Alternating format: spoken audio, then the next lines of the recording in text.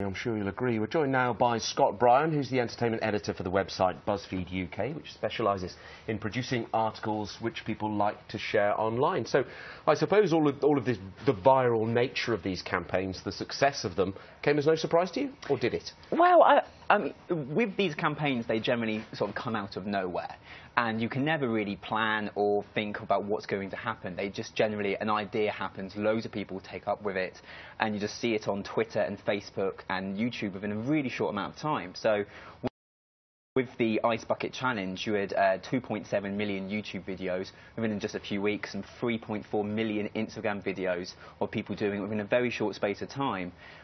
So, I mean, I would say the technology is now there available where people can really get into it and really create a lot of awareness. But exactly what the idea will be, you can never really pre-plan. And I think that's kind of the surprise about the internet, is that you're never really sure what's going to happen next. And I guess the important thing is going to be how charities actually respond to that, isn't it? Because traditionally, obviously, you know, they've employed advertising, marketing people to come up with slogans and different types of campaigns. But this is actually mostly real people, isn't it, coming up with it? Oh, absolutely. With the No Makeup Selfie, Cancer Research UK had nothing to do with it to start off with, but they were very aware of the amount of people who were raising money. And I think the main thing that charities can really learn is to value it and embrace it. So when it started to take off, their social media team were very much onto there, thanking the amount of people who had taken selfies and donated to their cause, and that really helps accelerate it a lot forward. So I think charities can certainly learn that if they can't plan the idea themselves, they can certainly embrace it, and it can certainly be a part of their name. But you've also seen some charities thinking, oh, we can be viral, and I think it's hard for anyone to be viral in anything. So you can plan an idea, because a lot of the time it has to belong to the audience and not themselves. And that's interesting, that point about what belongs to whom, because, of course, they have no control over it. You have no control, and I think that makes it exciting and also a bit daunting, because with the Ice Bucket Challenge, you started to get all of the celebrities, like, right from A right down to D, all doing it within a very short space of time, and that's that worry, the fatigue, or people just getting sick.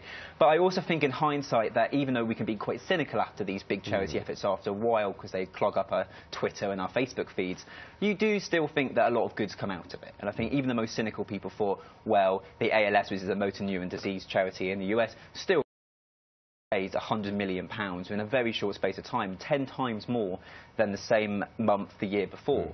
And those, you know, and Cancer Research UK with the No Makeup Selfie were still able to do extra clinical trials that they weren't able to afford. So I still think that, you know, it's very beneficial to see these things. Amazing, really, some of the results they've had. Well, shall we look ahead? I mean, what social media trends should we be looking at for this year now? I wouldn't want to say. I really wouldn't want to say. I would say that, like, you know, there's certainly going to be more of these stunts.